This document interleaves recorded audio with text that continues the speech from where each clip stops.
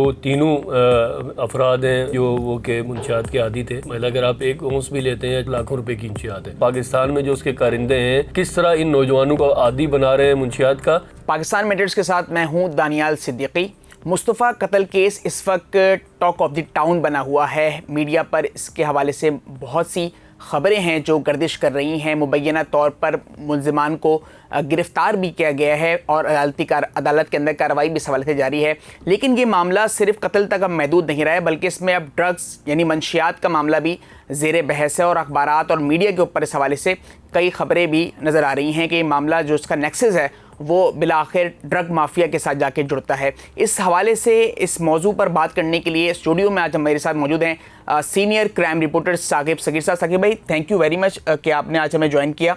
इब्तदाई तौर पर तो हम देख रहे थे कत्ल का वाक़या था, मीडिया पे रिपोर्ट भी आई है, लोगों को पता भी चला है, लेकिन स्पेशली अगर मैं ड्रग के हवाले से इसको जो लिंक किया जा रहा है इस वाक़े को, इसके हवाले से क्या इत्तलात हैं? देखें, इस वाक़े के बहुत सारे एस्पेक्ट हैं जो अब इन्वेस्टिगेशन में कवर हो रहे हैं और उसमें एक जो बहुत बड़ा जो एस्पेक्ट है वो ड्रग्स का यूजेज भी है, क्योंकि जो तीनों अफराद हैं, मकतूल भी और दोनों मुल्ज़िमान भी जो वो के मुंशियात के आदी थे, और मुंशियात भी वो जो कि इस वक्त बहुत महंगी है, जो कि मतलब अगर आप एक ओंस भी लेते हैं या थोड़े ग्राम भी लेते हैं तो लाखों रुपए की मुंशियात है।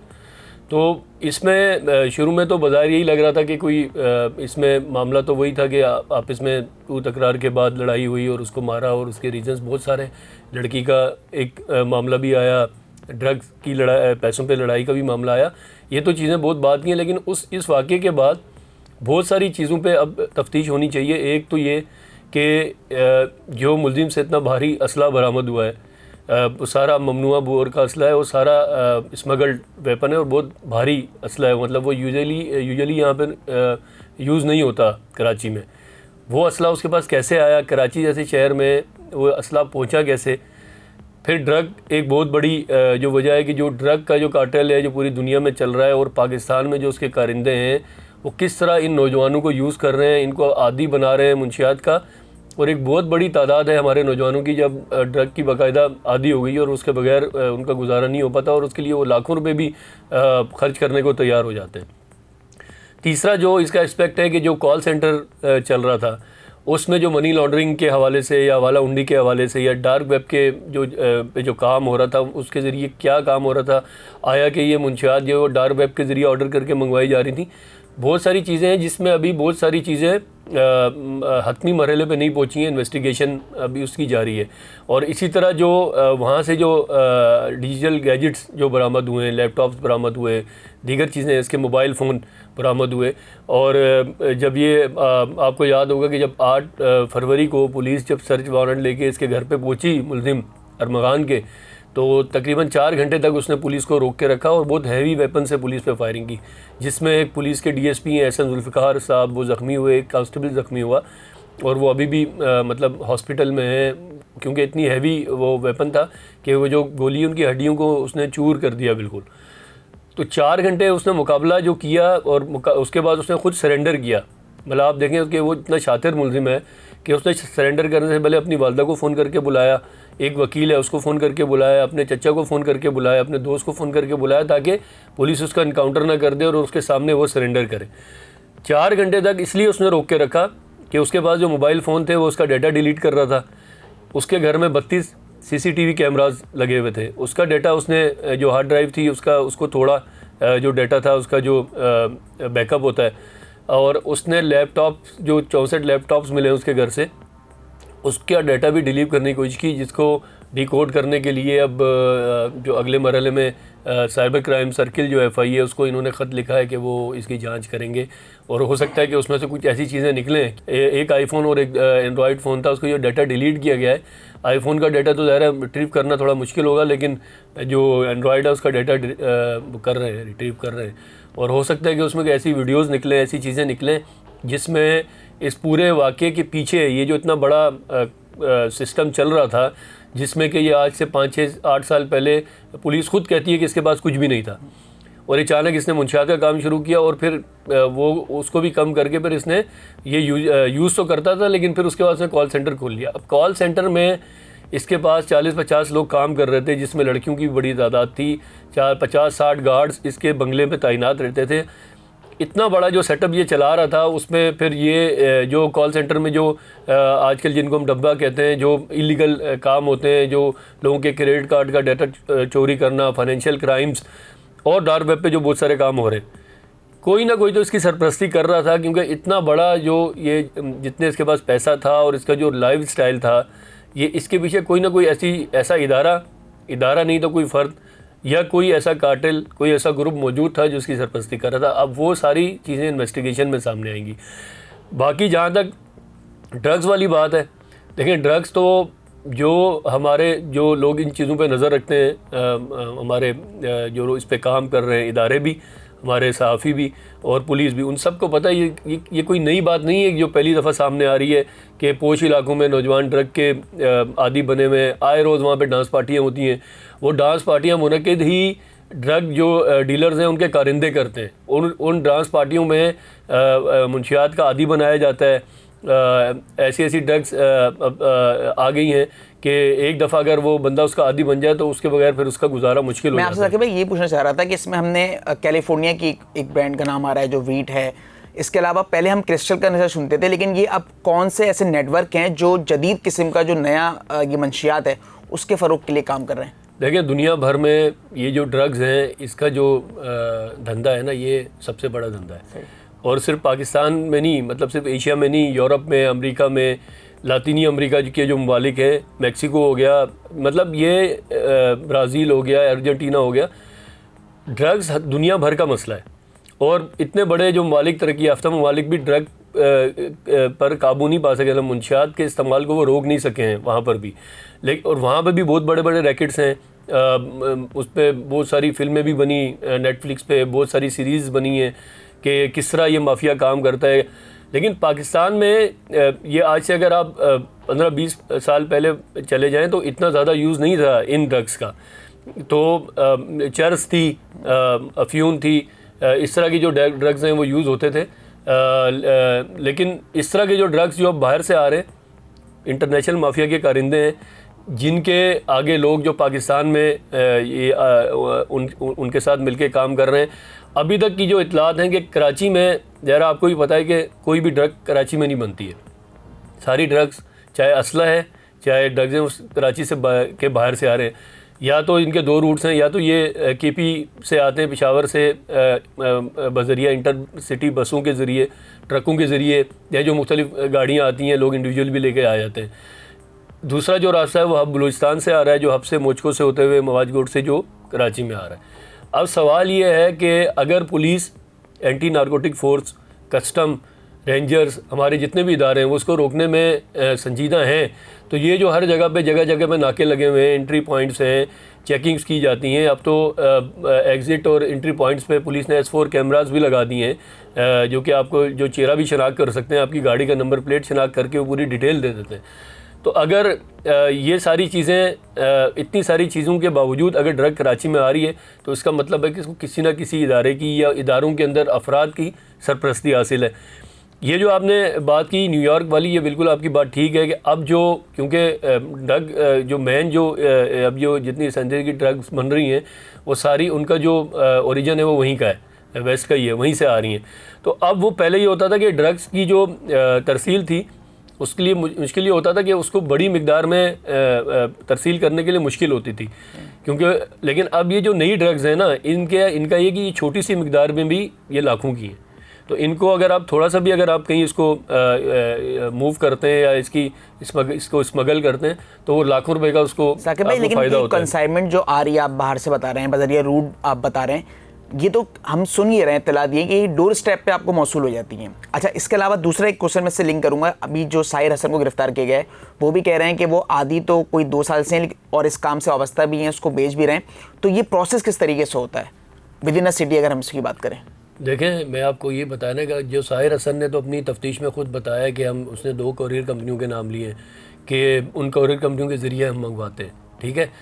एक उसने ये भी बताया कि डार्क वेब के ज़रिए भी वो ऑर्डर करते हैं, वहाँ से उनके कारिंदे। अब यहाँ पे देखें, लाजमी नहीं है कि आप कोरियर कंपनियों से ही मंगवाएं, कुछ चीज़ें कोरियर कंपनी से आती हैं। इस हवाले से हमने कल इस पे हमने खबर भी दी थी कि कोरियर कंपनियों से आए रोज़ हम ये खबर सुनते हैं कि ANF ने कार्रवाई की, किसी कोरियर कंपनी में इतनी ग्राम मुंशियात पकड़ी गई। आए रोज़ ही उनकी खबर खुद वो जारी कर रहे होते हैं। लेकिन आज तक कोरियर कंपनियों के लिए कि इस हवाले से कोई SOP क्यों नहीं बनाई गई, वहाँ पर कोई ऐसे चेकिंग का निज़ाम क्यों नहीं रखा जा रहा कि इसका मतलब ये तो नहीं है कि मैं, अगर आप कोरियर कंपनी है तो मैं कोई भी चीज़, अगर मैं खुदा न खास्ता किसी इंसान के अज़ा काट के उसमें डाल के लिफाफे में भेज दूँ तो आप उसको भी आगे वो कर देंगे। उसका कोई ना कोई SOP तो बनना चाहिए ना। अब ये तो हमारे इदारों का काम है। बाहर से जो आ रहे हैं ना वो मुख्तलिफ रूट से आती हैं, वो लाजमी नहीं होता कि वो चैनलाइज होके आ रही हैं या कि चैनल के रूट से आ रही हैं। देखिए समंदरी रास्ते भी हैं। उसके अलावा जो हमारा ये जो बॉर्डर है, जो अफ़गानिस्तान का बॉर्डर है, हमारा जो ईरान का बॉर्डर है, ये बहुत बड़ा बॉर्डर है। तो यहाँ पे बहुत सारे ऐसे रास्ते हैं जो स्मगलर्स, जैसे हमारे यहाँ ईरानी पेट्रोल आता है, ईरान से स्मगल चीज़ें आती हैं। एक तो लीगल तरीके से आती हैं जो लीगल चैनल से आ रही हैं, जो इलीगल आ रही हैं वो रास्ते सबको पता है। मतलब अगर आप यहाँ से हब चले जाएँ और हब चौकी से जो टूल से पहले अगर आप अंदर हो जाएँ कच्चे रास्तों से, आपको 10 रास्ते मिल जाएंगे कि आप टूल की चेकिंग के बगैर वहाँ से होते हुए अंदर चले जाएँ। आप देखें ना, कराची से रोज़ाना जो गाड़ियाँ मोटरसाइकिलें छिन रही हैं, आप पुलिस खुद कहती है कि वो ज़्यादातर हब या बलूचिस्तान में जाती हैं। तो अगर ये जा रही हैं तो वो सारी तो लीगल रूट से नहीं जा रही हैं, रास्ते हैं। अच्छा, उन रास्तों का पता भी है बहुत सारों का पुलिस को, लेकिन वही वाली बात जो मैंने पहले कहा कि इदारों के अंदर ऐसे लोग हैं, उनकी सरपरस्ती के बगैर ऐसा हो नहीं सकता, और वो इन्हीं रास्तों के ज़रिए आती हैं। जब शहर में पहुंच जाती हैं, शहर में पहुंचने के बाद फिर अब क्योंकि मॉडर्न तरीके आ रहे हैं, जैसे आपने कहा व्हाट्सएप ग्रुप बने हुए नौजवानों के, उनके डोर स्टेप पे उनको मिल जाती है। या फिर अगर वो ये समझते हैं कि यार इसमें ख़तरा है तो उन्होंने आगे ऑनलाइन राइडर्स को रखा हुआ है, फूड डिलीवरी बॉयज़ हैं, उनको यूज़ करते हैं, उनके कपड़े पहन के या उनको इस्तेमाल करते हैं। ख़वातीन को इन्होंने अपने नेटवर्क्स में रखा हुआ है। अभी पिछले दिनों पुलिस ने बहुत सारी कार्रवाइयाँ की हैं जिसमें ख़वातीन भी इन्वॉल्व में पकड़ी गई हैं। आज भी खातून पकड़ी गई है गडाफ सिटी में। मतलब ये रोज़ाना की पुलिस की आयरोज़ की मलीर में, लियारी में कार्रवाइयाँ होती रहती हैं, ख़वातीन पकड़ी जाती हैं मुंशियात के नेटवर्क के साथ, और ये उनकी मजबूरी होती है क्योंकि जहाँ उनको ये लगता है कि ये काम हम नहीं कर सकते, वो ख़वातीन को आगे करके ये काम करते हैं। साकिब भाई, अगर स्पेसिफिकली हम बात करें, ज़ाहिर बहुत आप खुद भी बता रहे हैं कि लाखों में इसकी जो है ना कीमत है इस नशे की, कराची के कौन से इलाकों के अंदर आप समझ रहे हैं कि सबसे ज़्यादा इसका नेक्सेस है मौजूद और वो नेटवर्क प्रॉपर तरीके से चैनलाइज होकर मंशियात जो है ना बेच रहे हैं लोग? देखें, जो आइस क्रिस्टल है, वीड हो गई, ये तो अब ज़्यादातर क्योंकि महंगी है तो ये तो पोश इलाकों में यूज़ होती है। आपके Clifton, Defence, Bahadurabad, PCHS society होगी, मतलब जहाँ पे जो लोग ये अफोर्ड कर सकते हैं वही यूज़ कर सकते हैं। इसलिए कि आप मिडिल क्लास जो बच्चा है या जो नौजवान है उसको इसके लिए पैसे चाहिए। अच्छा, इसके देखें एक चीज़ कराची में जो दीगर क्राइम्स भी हो रहे हैं ना, जो स्ट्रीट क्राइम्स हो रहे हैं, उसके पीछे भी जो मेन वजह है ना, अगर आप देखेंगे तो वो ड्रग का यूजेज है। क्योंकि पुलिस खुद कह चुकी है कि जो डकैती पे लोग कत्ल हो रहे हैं, डकैती रेजिस्टेंस पे, उसमें अक्सर जो हमने मुल्ज़िमान पकड़े हैं उनमें 60 से 70% लोग मुल्ज़िमान वो थे जो कि अपनी ड्रग के आदी थे, मुंशियात के आदी थे, और उसकी ज़रूरत को पूरा करने के लिए वो मोबाइल छीनते थे, और उस दौरान वो फिर लोगों को मारने से भी नहीं मतलब क्राइम की मेन आप कैसे एक अहम वजह ये भी है?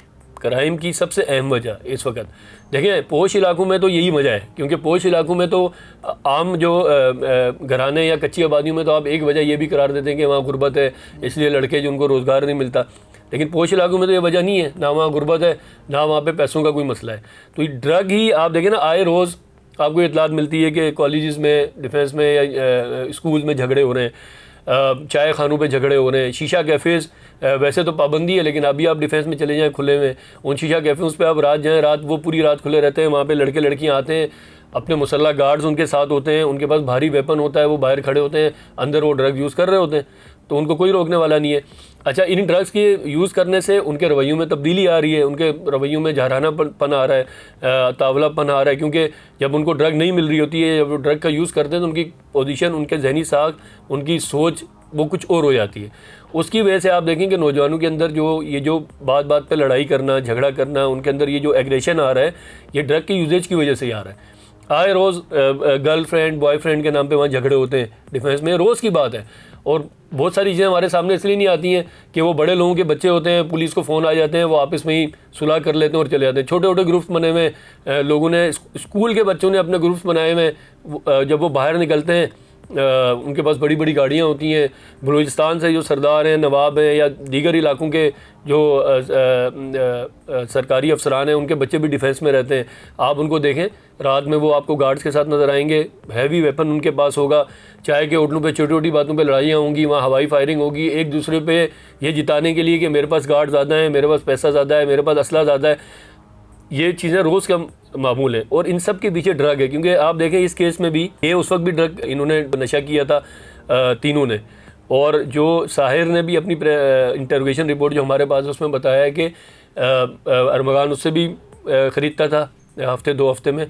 और उसने जो अपने शरीके जुर्म साथियों के नाम बताए हैं, उसमें मुस्तफ़ा आमिर मकतूल का नाम भी बताया है कि वो भी मेरे साथ शामिल था इसमें धंधे में।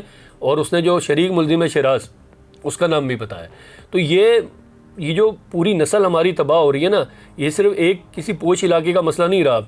अब आप देखें आए रोज़ अब ये जो हमारे गुलशनान जोर है, गुलशन इकबाल है, अब जो हमारे मिडिल क्लास घराने के लोग बच्चे हैं वो भी क्योंकि अब ग्लैमराइज करते हैं इन चीज़ों को, वो आते हैं डिफेंस क्लिफ्टन में, रात में होटलों में बैठते हैं, चाय खानों में बैठते हैं, तो उनको ये देखते हैं अपने साथ इस तरह के लोगों को, तो उनके अंदर भी अब ये चीज़ें आ रही हैं। वो भी अब नशों में इन्वॉल्व हो रहे हैं, मुंशियात के आदी बन रहे हैं। उनके रवैयों के अंदर तब्दीली आ रही है।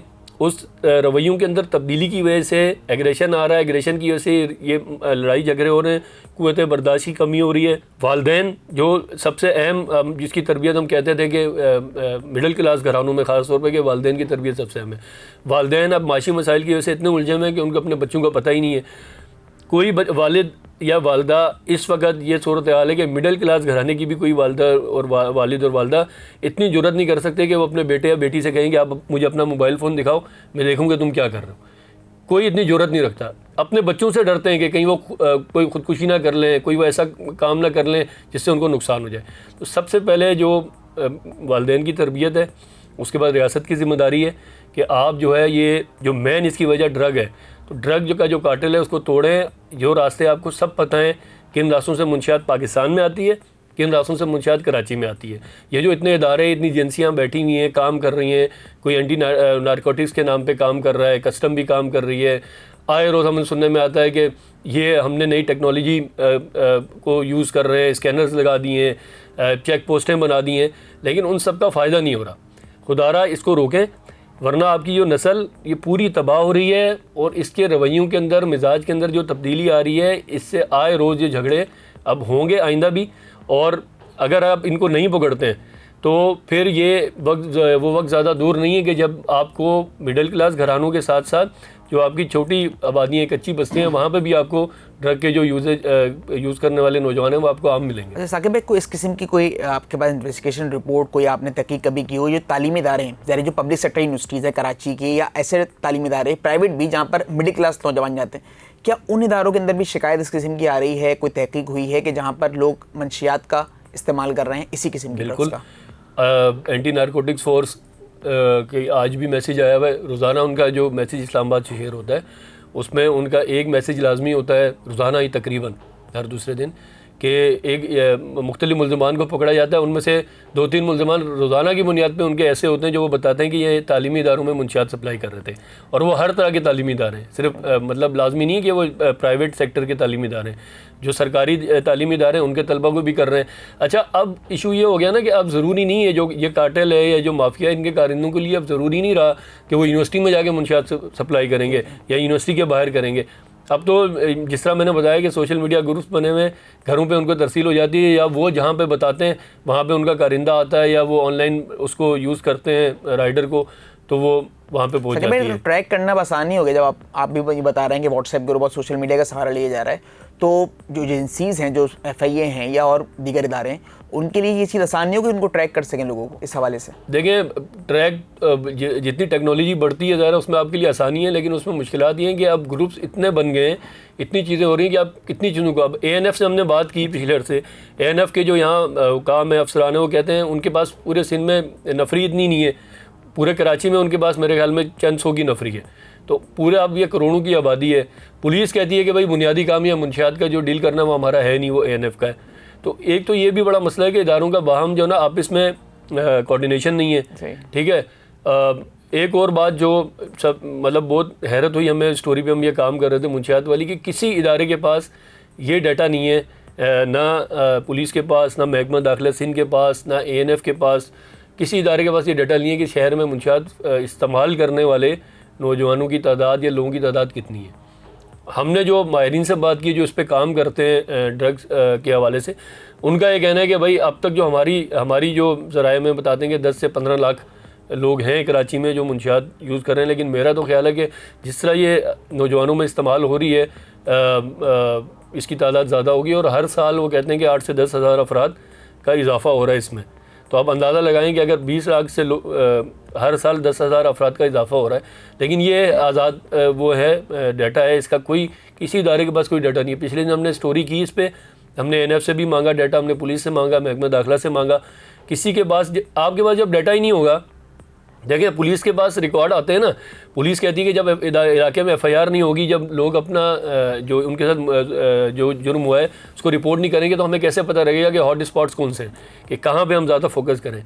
तो इसी तरह जब आपके पास हुकूमत अगर इसके एंटी ड्राइव कोई मूवमेंट चलाती है, मुंशियात के ख़िलाफ़ कोई मूवमेंट चलाती है या कोई मुहिम चलाती है, तो आपके पास पहले फिगर्स होने चाहिए, फैक्ट्स होने चाहिए, आपके पास नक्शे होने चाहिए कि कौन से वो स्पॉट्स हैं जिस शहर में कि जहाँ पे मुंशियात ज़्यादा यूज़ हो रही है, किस तरह की मुंशियात जो है वो ज़्यादा कहाँ पे यूज़ हो रही है, कौन सा कार्टेल है, उसके लिए आपके पास फिगर्स होने चाहिए। तो आपके पास फिगर्स ही नहीं होंगे। अभी भी आप देखें ये जो पिछले दिनों ये जो साहिर हसन की गिरफ्तारी हुई है, ये इसी वाक़े के तनाजुर में हुई है ना, कि ड्रग्स जो यूजेज नौजवानों में हो रहा है उसकी वजह से। अब थोड़े दिन ये क्रैकडाउन होगा, हमेशा यही होता है, कोई बड़ा वाक़या होता है, क्रैकडाउन होता है, FIA भी एक्टिव हो जाती है, पुलिस भी एक्टिव हो जाती है, दीगर इदारे भी एक्टिव हो जाते हैं। उसके बाद थोड़े दिन गुजरते हैं, एक नया वाक़या होता है, क्योंकि कराची में तो आपको पता है यहाँ तो इंसिडेंट्स रोज़ाना की बुनियाद पे हो रहे हैं। कोई तो बड़ा वाक़या हो जाएगा, उसके बाद सारे भूल जाएंगे, फिर किसी नए वाक़े की तरफ तवज्जो हो जाएगी। तो इदारों को ज़रूरी है कि सबसे पहले वो अपना डाटा मुरतब करें। पाकिस्तान में सबसे बड़ा मसला यही है कि आप किसी इदारे के पास डाटा लेने जाते हैं, उनके पास डाटा नहीं होता है तो वो देते नहीं है। नीचे से लेकर कच्ची आबादी से लेकर छोटे जराइम और फिर ये बड़े जराइम तक। और ये देखें ना, ये आए रोज़ का वाक़या है कि आप देखते हैं कि ये गडाब के इलाके में मुख्तलिफ फार्म हाउस बने में आए रोज़ वहाँ पर डांस पार्टियाँ होती हैं। उन डांस पार्टियों में सारी चीज़ें होती हैं, लेकिन सबसे अहम चीज़ ये होती है वहाँ पे कि जो वहाँ टारगेट ये होता है कि आपने ज़्यादा कस्टमर्स बनाने ड्रग के। उसमें ज़्यादा ये सारी जो ड्रग है यही यूज़ वहाँ पे फ़रोख्त होती है। इसी तरह जो आए रोज़ यहाँ डिफेंस क्लिफ्टन में जो लड़ाई झगड़े हो रहे होते हैं नौजवानों के आपस में, उसमें भी मेन वजह यही होती है कि बहुत सारी उसकी वजह ये होती है कि कोई ना कोई उसमें लाजमी उस वक्त नशे की हालत में होता है जब लड़ाई होती है, या दोनों पार्टियां नशे की हालत में होती हैं, या कोई एक नशे की हालत में होता है, जिसकी वजह से अक्सर फायरिंग भी हो जाती है। और पिछले दिनों भी एक वाक़या हुआ था जिसमें 2 बुकटे कबाइल के आपस में ही वो उनकी लड़ाई हो गई, जो 3-4 लोग उसमें हलाक भी हुए थे। तो नशा जो है ना, जो ड्रग है, वो बहुत अहम फैक्टर है इस वक्त कराची में बहुत सारे जराइम। अच्छा, फाइनल वर्ड्स आप साकिब भाई की तरफ से बतौर सहाफ़ी आप क्या समझते हैं कि ज़ाहिर आपने बताया कि इदारों की ज़िम्मेदारी तो है, वहीं जो असातिज़ा हैं या आप वालिदैन हैं उन पे अब किस हद तक ज़िम्मेदारियाँ बढ़ गई हैं तालीम इदारों के अंदर भी और घर में भी, कि बच्चों को इस हवाले से तरबियत फराहम करें कि वो मंशियात से दूर रह सकें? देखें, ज़्यादा ज़िम्मेदारियाँ तो बहुत ज़्यादा बढ़ गई हैं, इसलिए कि पहले आपके बच्चे के पास या तो वो घर पे होता था या स्कूल जाता था या शाम में वो 1-8 घंटा अपने दोस्तों के साथ खेलता था, वही उसका वक्त होता था कि जब आपको उसको नज़र रखनी पड़ती थी। घर में तो वो आपकी आंखों के सामने रहता था, लेकिन अब वो पूरा दिन एक डिवाइस है उसके पास, वो पूरी दुनिया से कनेक्टेड है। सबसे पहले तो आपको ये पता होना चाहिए कि आपका बेटा जो है या आपकी बेटी जो है वो किस से कनेक्टेड है, आपको उसके फ्रेंड्स के नाम मालूम होने चाहिए। अब वालिदैन को पता ही नहीं होता उसके बेटे के दोस्त कौन है। अब मतलब आप अभी हम रात में जब जा रहे होते हैं घर दफ्तर से, 3-4 बज रहे होते हैं, तो आपके जो सदर में ये सारे जितने चाय खाने हैं सब भरे हुए होते हैं। मतलब 4 बजे अगर आपका नौजवान एक होटल पे बैठा हुआ है तो उसके वालिदैन क्यों नहीं उससे पूछ रहे कि वो 4 बजे क्यों होटल पे बैठा हुआ है, वो किन लोगों के साथ बैठा हुआ है, वहाँ पे वो चर्स पी रहा है, कोई नशा कर रहा है, वो क्या कर रहा है, उसकी एक्टिविटी का कुछ पता नहीं है। सबसे बड़ी तो जिम्मेदारी वालिदैन की है। उसके बाद ज़रा रियासत की ज़िम्मेदारी तो है ही। रियासत की ज़िम्मेदारियों में स्कूल और जो तालीमी इदारे हैं उनका तो किरदार है, लेकिन जो रियासत की बुनियादी ज़िम्मेदारी है ना कि आप जो ऐसी चीज़ें जो नौजवान को या आपकी नई नस्ल को तबाह कर सकती हैं, आप उनको उन तक पहुँचने से रोकें। ठीक है, अब चाहे उसमें ये छोटा जो हल्का नशा है, नशे से लेकर आपकी जो महंगे नशे हैं, चाहे इसके अलावा जो शहर में असले का जो इस्तेमाल है कि नौजवानों में असला उनको बआसानी मिल जाता है। तो जब तक ये चीज़ें रियासत नहीं रोकेगी तो इनफरादी तौर पे तो कोई नहीं रोक सकता। तालीमी इदारों का किरदार इसमें सबसे अहम है कि सिर्फ जो है वो आप उनको ये पढ़ाने के बजाय कि आपने पैसा बनाने वाली मशीन कैसे बनना है, आप उनकी तरबियत करें।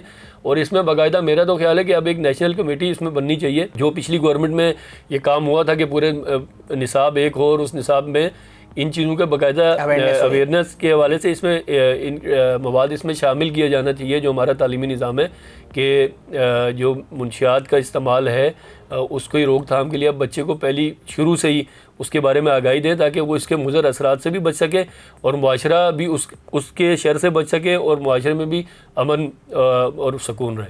बहुत शुक्रिया साकिब भाई आपके वक्त के लिए। पाकिस्तान मैटर्स से फिलवक्त इतना ही। हमें दीजिए इजाज़त। अल्लाह हामी नासिर।